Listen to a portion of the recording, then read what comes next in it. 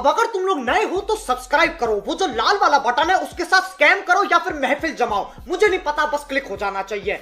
तो जय हिंद बच्चों, मैं हूं आशीष और हम कर रहे थे rational and irrational number chapter number 1 basically class 9th mathematics RS Agarwal ICSE board से।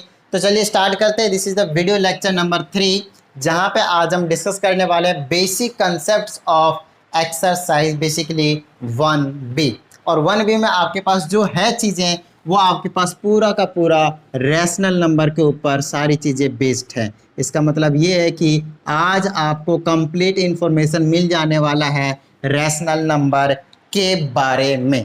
ठीक है, तो चलिए अब हमारे पास सबसे पहले रैशनल नंबर के बारे में बताते हैं। तो रैशनल नंबर क्या, आपके पास एक ऐसा नंबर है ना, a number which can be expressed in the form of P/Q। देखिए आपके पास सब जगह डेफिनेशन यही लिखा है, number which can be written which can be expressed in the form of P/Q where Q is not equal to 0। But मेरी बात ध्यान से सुनिएगा, हर बार जरूरी नहीं आप P/Q ही यूज करें, मर्जी आपके पास, मर्जी आपकी है। बेसिकली A to Z में से कोई सा आप अल्फाबेट यूज कर सकते हैं। इट मीन्स आपको यहाँ पे A/B लिखना है और B is not equal to 0 करना है। मेन चीज है चीजों को समझना है। हम यहाँ पे किसको नॉट इक्वल टू 0 कर रहे हैं, हम कर रहे हैं डिनोमिनेटर को नॉट इक्वल टू 0। अब क्यों कर रहे हैं डिनोमिनेटर को नॉट इक्वल टू 0, ये भी समझने की जरूरत है। आप एक रैशनल नंबर को m/n where n is not equal to 0 ये भी कर सकते हो, जो नीचे लिखा हुआ डिनोमिनेटर। बात समझ में आ रही है? ठीक है, आप इसके जगह पे C/D where D is not equal to 0 ये भी कर सकते हो। तो मर्जी आपकी है, किसी भी अल्फाबेट को आप यूज कर सकते हो एक रैशनल नंबर को डिफाइन करने के लिए। ठीक है, जिसको हम इस फॉर्म में एक्सप्रेस कर सकते हैं, वही आपके पास एक रैशनल नंबर होने वाला है। तो चलिए देखते हैं, मैं आपको बताता हूं होने क्या वाला है। यहाँ पे ये जो सारी चीजें हैं, ठीक है, आप कोई सा एक ही यूज कर लीजिए, बिंदास रहिए। चलिए मान लेते हैं हम इसी को यूज कर रहे हैं। ठीक है, जो आपके बुक में गिवन है वही चीज हम यूज कर रहे हैं। बाकी मैंने आपको बता दिया, आप यूज कुछ भी कर सकते हो, नो डाउट। ठीक है, चलिए अब बात आती है यहाँ पे क्यू की जो वैल्यू वो 0 क्यों नहीं हो सकता। सबसे पहले वो चीज बताता हूँ। सबसे पहले मुझे एक आप छोटी सी वैल्यू बताइए, छोटी सी चीज बताइए, क्या मैं 0.00000000 हमने बहुत सारी जीरो ले ली और उसके बाद 1 बोला है। ध्यान दीजिएगा, हमने बहुत सारी जीरो ले लिया उसके बाद हमने इसको बोला 1, मतलब बहुत ही ज़्यादा छोटी वैल्यू है। It means almost it is equal to, approximately it is equal to 0। क्या मैं ये कह सकता हूँ? तो मेरी बात ध्यान से सुनिएगा, अगर P को कोई नंबर बोल दो, चाहे मर्जी है आपकी, कुछ भी नंबर बोल दीजिए, लेट्स से हमने 5 बोल दिया, और डिनोमिनेटर के जगह पे 0 के जगह अगर मैं ये चीज रख दूं, मतलब 0.000000000000 एंड सो ऑन के बाद अगर मैं 1 लगाता हूं, तो मेरी बात ध्यान से सुनिएगा आप, इस डेसिमल को रिमूव करने के बाद नीचे से जब डेसिमल रिमूव करते हैं तो इसके आगे जितने भी डिजिट होते हैं उतने जीरोज ऊपर चले जाते हैं। इसका मतलब ये है कि ये नंबर को मैं लिखूंगा ऊपर 5 और उसमें 000000000 एंड इनफाइनाइट नंबर तक 0 चले जाएंगे और नीचे में बचा क्या, बाबा जी का ठुल्लू, दैट इज 1। मतलब नीचे 1 तो हमेशा होता ही किसी ना किसी नंबर के नीचे। अब बस आप मुझे बस इतनी सी बात बताइए कि ये नंबर कितना है।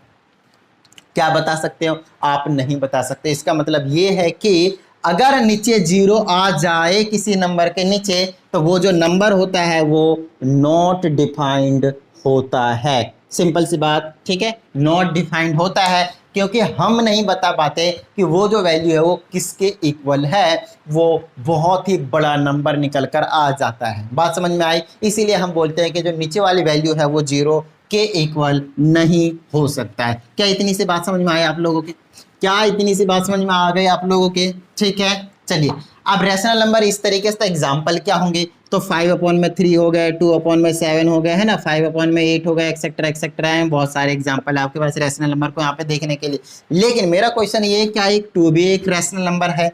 तो आप बोलोगे सर नहीं है क्योंकि ये अपॉन के फॉर्म में नहीं लिखा हुआ। लेकिन मैं बोलूँगा ये है क्योंकि हर नंबर के नीचे 1 होता है। मैंने ये थोड़ी बोला है कि Q की वैल्यू 1 नहीं हो सकता, मैंने बोला Q की वैल्यू 0 नहीं हो सकता, मैंने बोला डिनोमिनेटर की वैल्यू 0 नहीं हो सकता, लेकिन 1 हो सकता है। क्या इतनी सी बात समझ में आई? मतलब अगर कोई सा नॉर्मल इंटीजर भी लिखा हुआ है तो वो आपके पास रैशनल नंबर है। क्या -3 रैशनल नंबर है? यस है। इसके नीचे 1 लिखा जा सकता है। मतलब perfect natural number, whole number, integer basically जितने भी है वो सारे के सारे आपके पास नेचुरल रैशनल नंबर होंगे।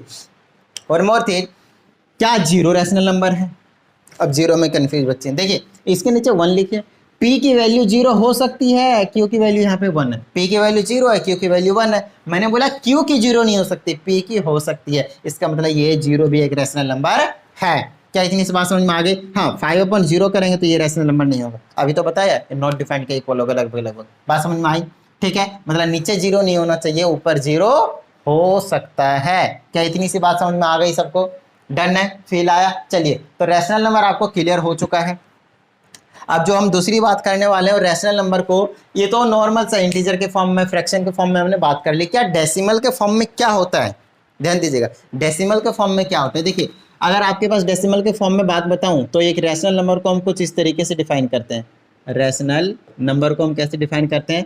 पहला, एक तो वो टर्मिनेटिंग हो सकता है, मतलब डेसिमल के बाद एक डिजिट आया, दो डिजिट आया और उसके बाद वो खत्म हो गया, तो वो रैशनल नंबर होंगे। दूसरा, वो नॉन टर्मिनेटिंग भी हो सकता है, बट नॉन टर्मिनेटिंग की एक छोटी सी कंडीशन होती है, और छोटी सी कंडीशन ये होती है कि वो साथ में रिपीटिंग भी होना चाहिए। रिपीटिंग को मैंने आप लोगों को रिकरिंग के नाम से भी बोला था, राइट? तो नॉन टर्मिनेटिंग भी हो सकता है, टर्मिनेटिंग भी हो सकता है, बट अगर नॉन टर्मिनेटिंग है तो वो रिपीटिंग होगा। अब इसका एग्जाम्पल समझते हैं, एग्जाम्पल लेते हैं। यहाँ पे हमने टर्मिनेटिंग का एग्जाम्पल ले रहा हूँ, 1/8 लिया। जब मैं इसे इसको डिवाइड करूंगा 0.125 आएगा, डेसिमल के बाद 3 डिजिट आया और ये टर्मिनेट हो गया, रिमाइंडर 0 बच गया। ध्यान दीजिएगा, तो ये जो नंबर है वो आपके पास एक टर्मिनेटिंग है। ऑफकोर्स ये P/Q के फॉर्म में था, इसका मतलब ये है कि 100% ये क्या आपके पास रैशनल नंबर है। देखिए, ये तो रैशनल नंबर था ही था, इसको हमने डेसिमल में लाया और डेसिमल में लाया था, टर्मिनेट हो गया, तो ये एक रैशनल नंबर है। अब एग्जांपल लेते हैं हम 10/3 का। जब मैं इसे इसको डिवाइड करूंगा, देखिए 100% ये एक रैशनल नंबर है, no doubt,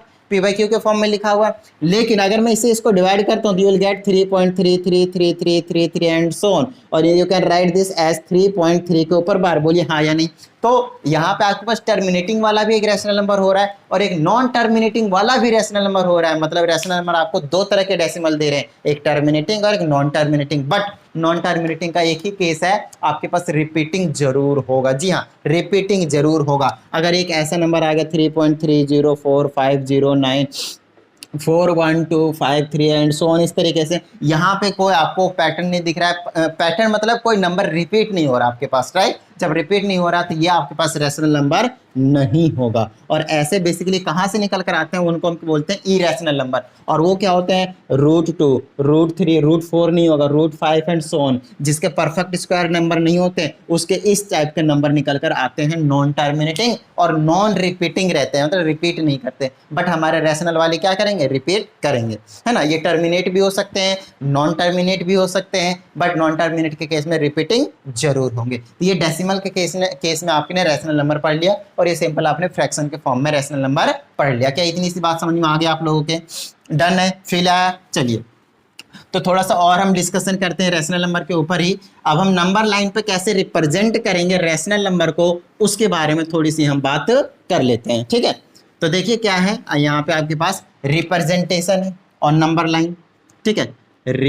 representation on number line. तो रिप्रेजेंटेशन जब हम नंबर लाइन पे करते हैं तो आपको पता है नंबर लाइन क्या होता है, कुछ इस तरीके से, सेंटर में 0, राइट हैंड साइड पे 1 2 3 4 एंड सो ऑन चलता रहता है। फिर आता रहता है -1, -2, -3 एंड सो ऑन। इधर नेगेटिव वैल्यू चलते रहते हैं, इधर पॉजिटिव इन्फिनिटी तक, इधर नेगेटिव इन्फिनिटी तक चलते रहते हैं वैल्यू, राइट? चलिए, अब बात आती है यहाँ पे ये कि अगर मैंने आपको दे दिया 3/8, ध्यान से देखिएगा, अगर मैंने आपको दे दिया 3/8, तो आपका काम कैसे इसको रिप्रेजेंट कीजिएगा वो चीज बताने की कोशिश कर रहा हूं मैं। तो देखिए, इसको रिप्रेजेंट करने का एक तरीका है, क्योंकि देखिए जब, अच्छा, दो केस बनाएंगे। केस नंबर वन, जब आपके पास जो न्यूमरेटर है, न्यूमरेटर मतलब ऊपर वाला नंबर, वो लेस देन होगा किससे? डिनोमिनेटर, मतलब छोटा होने वाला है। बात समझ में आ गई? तो इस केस में आपको क्या करना होगा, जब ये केस बड़ा होगा तब क्या करेंगे? दो ही केस बनाएंगे और आपका आंसर क्लियर, क्रिस्टल हो जाएगा आपका कॉन्सेप्ट, ठीक है? चलिए, तो इस केस में आपको कुछ नहीं करना, नीचे वाला वैल्यू देख लीजिए, टोटल 8 है, और हमेशा 0 और 1 के बीच में ये नंबर लाई करेगा। जब न्यूमरेटर छोटा होता है 0 पॉइंट समथिंग में नंबर निकल कर आता है डेसिमल में, तो ये इसको 8 इक्वल पार्ट्स में डिवाइड कर देना है, मतलब 1 2 3 4 5 6 7 और 1 ही 8, टोटल 8 इक्वल पार्ट्स में डिवाइड कर देना आपको। फिर से कह रहा हूँ, टोटल 8 इक्वल पार्ट्स में डिवाइड करने के बाद देख लीजिए कितना है, 3 है। तो 1 2 3 and this number will be 3/8, बात खत्म। आपने रिप्रेजेंट कर दिया नंबर लाइन में, और कुछ नहीं करना इसमें, सिंपल सा इतना ही सही कॉन्सेप्ट है। लेकिन अगर यहाँ पे अगर ये माइनस होता तो थोड़ी देर के लिए मैं कह रहा हूँ, अगर यहाँ पे नेगेटिव का साइन होता तो ये काम क्या कीजिएगा आप, यहाँ और यहाँ के बीच में करना है। 1 2 3 4 5 6 7 और टोटल 8, तो 1 2 3 दिस विल बी द -3/8। क्या इतनी सी बात समझ में आई? तो और कुछ नहीं है, अगर प्लस वाला होगा तो इधर जाना, माइनस वाला होगा तो इधर जाना। क्या इतनी सी बात समझ में आ गई? लेकिन अगर मैं इसी को उल्टा कर दिया, मेरी बात ध्यान से सुनिए, अगर मैंने इसी को उल्टा कर दिया तो ये केस नंबर 2 बना लेगा। मान लीजिए 8/3 ले लिया मैंने, तो केस अपॉन में 2, जब क्या होगा, न्यूमरेटर होगा ग्रेटर होगा डिनोमिनेटर से, मतलब ये वाली वैल्यू जो है बड़ी है किससे, डिनोमिनेटर से, नीचे वाले वैल्यू से। इस केस में आपको इसको कन्वर्ट करना है, कन्वर्ट इनटू मिक्स्ड फ्रैक्शन। पहले आपको क्या करना है, कन्वर्ट इनटू मिक्स्ड फ्रैक्शन। तो मिक्स्ड फ्रैक्शन में आई होप आप लोगों को कन्वर्ट करना आता हो, नहीं आता हो तो सीख लीजिए। देखिए आपको 3 से इसको डिवाइड करना है, तो 3 से अगर मैं 8 को डिवाइड करूँगा 2 6, यहाँ पे 2 बचा, इस 2 को यूँ ही लिखना है, फिर इसको ऊपर लिखना है और इस वाले 3 को यहाँ लिखना है। यहाँ से आपने क्या कर दिया, इस 2 यूनिट को कह रहा है राइट हैंड साइड आगे जाइए, मतलब यहाँ पे अगर 0 है तो 1 और 1 यहाँ पे 2 जाइए, 1 और 1 2, मतलब 2 छोड़ने के बाद आपको फिर से अब 2/3 को रिप्रेजेंट करना है, मतलब यहाँ पे 3 कहीं पे आएगा और इसको अब इस वाले नंबर को रिप्रेजेंट करना, और कहाँ, 1 और 2 यूनिट को छोड़ने के बाद, तो यहाँ पे आ जाएगा आपके पास 2/3। अब 2/3 को यहाँ पे रिप्रेजेंट करना, अब यहाँ से यूँ समझ लीजिए न्यू क्वेश्चन है 2/3, तो टोटल 3 के इक्वल में डिवाइड करेंगे तो 1 2 और 1 2 3, 3 इक्वल पार्ट्स में डिवाइड कर दिया। 2/3 है तो 1 और 1 2, यहाँ पे आ जाएगा आपके पास 2/3। इसको आपने यहाँ पे रिप्रेजेंट कर दिया। अगर ये नेगेटिव नंबर होता, अगर ये आपके पास नेगेटिव नंबर होता तो 1 1 -1 -2 यूँ ही छोड़ते और इनके बीच में 1 2 3 इक्वल पार्ट्स करते, और ये वाला जो नंबर होता है आपके पास माइनस का 8/3। क्या इतनी सी बात समझ में आई? लेकिन यहाँ पे जो हमने रिप्रेजेंट किया 2/3 नहीं, हमारा नंबर कितना था, 8/3 था ना, तो यहाँ पे 8/3 लिखेंगे क्योंकि 0 से ये पूरा नंबर यहाँ तक लेकर आए, ठीक है, और ये वाला आ जाए -8/3। क्या इतनी सी बात समझ में आई? ठीक है। अगर किसी के समझ में नहीं आया तो कोई बात नहीं, आपको क्या करना है, जब मैं क्वेश्चन करवाऊंगा, सॉल्व एग्जांपल्स करवाऊंगा, जब मैं एक्सरसाइज के क्वेश्चंस करवाऊंगा, तब देख लेना है वीडियो दोबारा से, बहुत अच्छे समझ में आ जाएगा। बिंदास रहिए। अभी मैं थोड़ा सा जल्दी में जा रहा हूँ, रीजन सिंपल है, थोड़ा सा कॉन्सेप्ट बताने के बाद ना क्वेश्चन जितना ज़्यादा हम प्रैक्टिस करेंगे उतनी अच्छे से आपको समझ में आएगा। नोट डाउन करना है तो फटाफट कर लीजिए। अब थोड़ा सा रेशनल नंबर के बारे में, रिप्रेजेंटेशन और नंबर लाइन हो चुका है, तो रेशनल नंबर के ही बारे में थोड़ा सा और कुछ ऑपरेशन की ओर चलते हैं। और ऑपरेशन इसमें क्या होता है, एडिशन, सब्ट्रैक्शन, मल्टीप्लिकेशन और डिवीजन। देखिए अगर पहला रैशनल नंबर a/b है और दूसरा रैशनल नंबर c/d है, एक एग्जांपल ले रहा हूँ, ठीक है, ऑफ कोर्स यहाँ पे b is not equal to 0 और यहाँ पे d is not equal to 0, ये कंडीशन तो होंगे ऑफ कोर्स, डिनोमिनेटर 0 नहीं हो सकते। ये हमने दो रैशनल नंबर लिए। अब आपको क्या करना है, अगर मैंने एडिशन का परफॉर्म किया है आपके पास ऑपरेशन, तो आप एडिशन में क्या करोगे, a/b प्लस का c/d, और आपको पता है एल्सियम लेकर सॉल्व करते हैं इसको, तो ये b और d का तो bd आ जाएगा, इससे डिवाइड करेंगे b कटेगा, d बचेगा, ऊपर से मल्टीप्लाई करेंगे ad आ जाएगा, बीच में प्लस में d कैंसिल आउट हो जाएगा, जब d से डिवाइड करेंगे b बचेगा, b से ऊपर मल्टीप्लाई करेंगे तो bc हो जाएगा। और ये ओवरऑल चीजें आप मतलब इस चीज को ऐसे भी लिख सकते हैं। और अगर यहाँ पे सब्ट्रैक्शन भी हो गया, देखिए यहाँ पे अगर मैंने सब्ट्रैक्शन भी कर देता हूँ, यहाँ माइनस होगा तो यहाँ पे आपको माइनस लगा देना, प्लस होगा तो प्लस, माइनस होगा तो माइनस, एडिशन सब्ट्रैक्शन एक साथ हो गया। चलिए मल्टीप्लिकेशन सीख लेते हैं।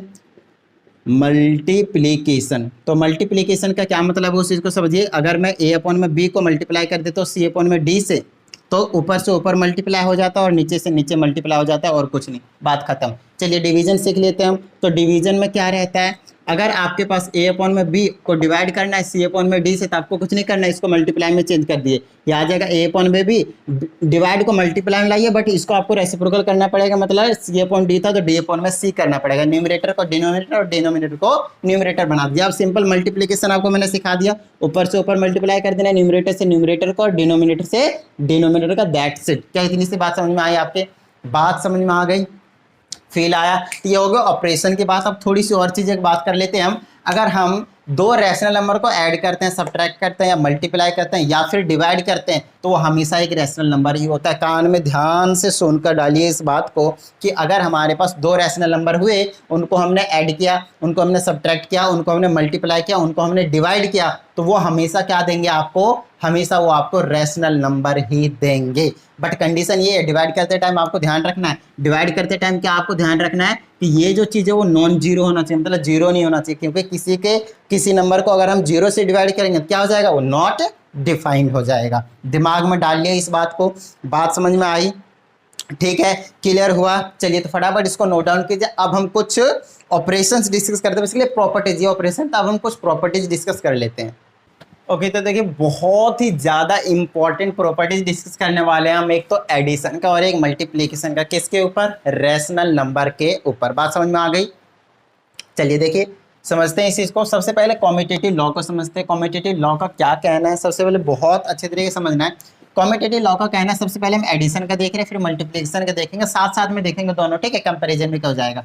कॉम्यूटेटिव का मतलब ये है कि अगर आपके पास दो रैशनल नंबर है, लेट से पहला a अपॉन में b है और दूसरा c अपॉन में d है, अगर मैं इन दोनों को ऐड करता हूँ कुछ इस तरीके से, तो ये हमेशा इक्वल होता है किसके, अगर मैं c अपॉन में d पहले रख दूं और a अपॉन में b बाद में कर दूं, मतलब इनको आगे पीछे करके ऐड करता हूं तो मुझे कुछ भी फर्क नहीं पड़ता है, ऐसा ये इनका कहना है एडिशन का। अच्छा मल्टीप्लिकेशन का सेम ही है कॉम्यूटेटिव लॉ, मतलब a अपॉन में b को अगर मैं मल्टीप्लाई करता हूँ c अपॉन में d, वो हमेशा किसके इक्वल रहेगा, c अपॉन में d मल्टीप्लाई a अपॉन में b। बात समझ में आई।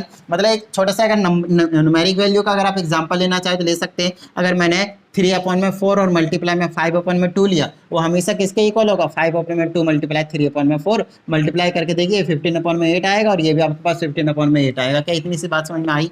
ठीक है, ये तो मैंने मल्टीप्लिकेशन का कर दिया। आप इसी को एडिशन के फॉर्म में भी कर सकते हैं, एलसीएम लेकर सॉल्व कीजिएगा, दोनों साइड इक्वल ही आने वाला है। बात समझ में आई, डन है। चलिए अब एसोसिएटिव में कुछ नहीं होता, 2 की जगह 3 आ जाते हैं, और 3 आ जाते हैं तो उसको हम एडिशन में लाएंगे, एक बार किस में ले जाएंगे, मल्टीप्लिकेशन में, और कुछ नहीं। ये आ जाएगा a अपॉन में b, दूसरा नंबर c अपॉन में d ले लिया और एक बार प्लस करते जा रहा हूँ, और तीसरा नंबर e बाय f ले लिया। कहता है, इनका कहना है पहले इन दोनों को ऐड कर लीजिए फिर उसमें ये वाला ऐड कीजिए, या फिर a अपॉन में b, c अपॉन में d और e अपॉन में f, पहले आप इन दोनों को ऐड कर लीजिए और फिर इसमें ऐड कर दीजिए, आंसर बिल्कुल सेम आने वाला है। मतलब कॉम्यूटेटिव और एसोसिएटिव की बस यही कहानी है एडिशन में, यहाँ आ जाएगा मल्टीप्लिकेशन में आपके पास, और कुछ नहीं।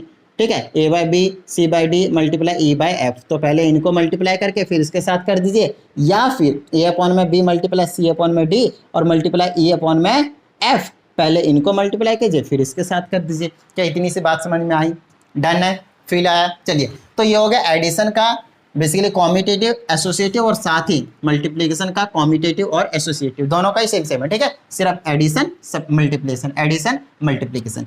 चलिए अब हम existence of A additive identity के पास आते हैं। एडिटिव आइडेंटिटी का क्या मतलब होता है, कहता है अगर आपके पास एक नंबर है, बोले तो रैशनल नंबर है, हम रैशनल नंबर की बात कर रहे हैं, इसमें आप क्या ऐड कीजिएगा कि ये बेचारा ऐसा का ऐसा ही रहेगा, ये अल्टर नहीं होगा, ये चेंज नहीं होने वाला है। ऑफकोर्स उसमें आपको क्या करना पड़ेगा, जीरो ऐड करने की जरूरत पड़ेगी।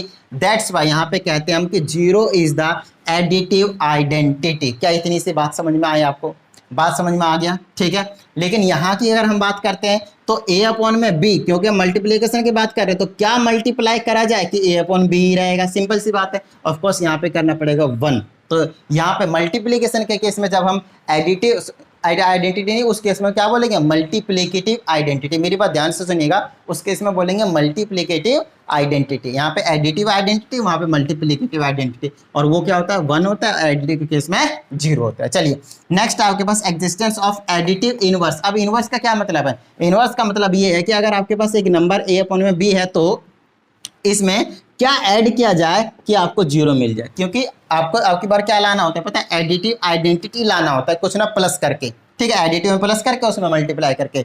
तो यहाँ पे क्या करेंगे हम, a अपॉन में b में माइनस का a अपॉन में b, मतलब ये प्लस का होगा तो ये माइनस का कर देंगे तो आपके पास 0 आ जाएगा। मतलब अगर आपके पास एक 2 अपॉन में 3 है और इसमें क्या प्लस करना है सो दैट 0 आ जाएगा, तो आप -2 अपॉन 3 कर दिया, साइन चेंज करके आपका काम बन जाएगा। तो उसका नेगेटिव जो होने वाला है वो एडिटिव इनवर्स होगा।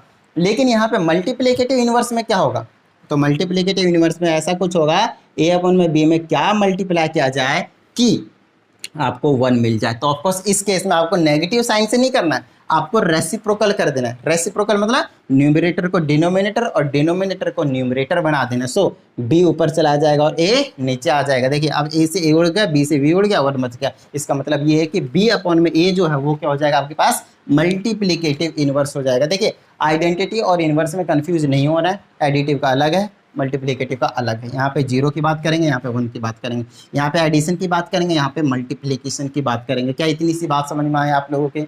डन है। चलिए तो एक लास्ट थ्योरम बचा हुआ है इस एक्सरसाइज में, एक बार वो बता देता हूँ, उसके बाद हम आगे के क्वेश्चंस को डिस्कस करेंगे। पहले फटाफट इसको एक बार नोट डाउन कर लीजिए।